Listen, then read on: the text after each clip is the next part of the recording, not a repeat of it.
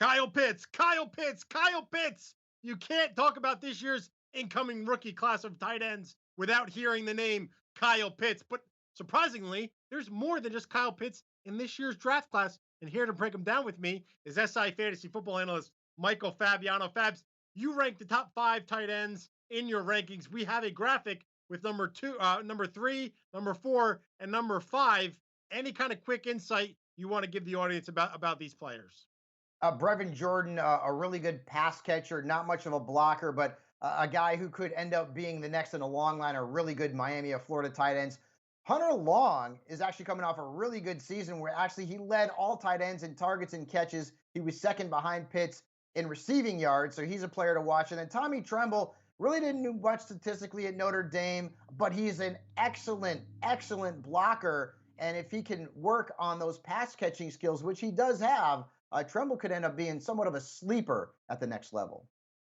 Let's go to your number 2 tight end in the 2021 NFL draft class. He's out of Penn State, Pat Fryermuth. Yeah, Fryermuth was on pace to put up really good numbers last year, but he got hurt, ended up having surgery on his shoulder. But he is a player that has shown the potential to make an impact at the next level. In fact, he's been nicknamed Baby Gronk. I don't know, there's probably been 3 or 4 guys or more who've been nicknamed Baby Gronk, but he has a very similar skill set to Rob Gronkowski. Scored 8 touchdowns as a freshman at Penn State, found the end zone 15 times in his first 25 games there at Penn State. He broke 9 tackles on 43 catches, so he can make plays. Fryermuth is going to be, I guess, the consolation prize for the tight end that doesn't get Kyle Pitts in the NFL draft. All right, let's talk about him. Kyle Pitts out of Florida, the number 1 tight end prospect. It seems like everyone's saying that he's one of those once in a generation talents. Talk to me about that tight end from Florida. When you get compared to like Tony Gonzalez and Travis Kelsey, you're good. Right? You are darn good. Last year, led all tight ends, 770 yards, had 12 touchdowns. He's a wide receiver in a tight end's body. I haven't heard a player come out of college, regardless of if it's a tight end or wide receiver, have this much hype around him in terms of a can't miss prospect, probably since like Calvin Johnson.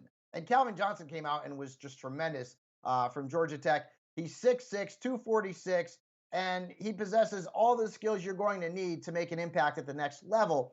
I would see him potentially as a top 5 dynasty pick because tight end is so hard to fill.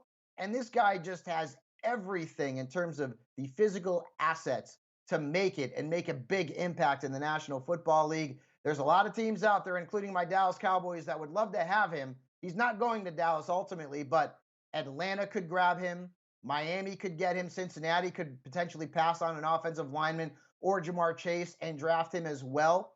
But folks, there is one player in this draft who might have more value than any other from a fantasy football perspective, only because the position is so thin and he is so talented.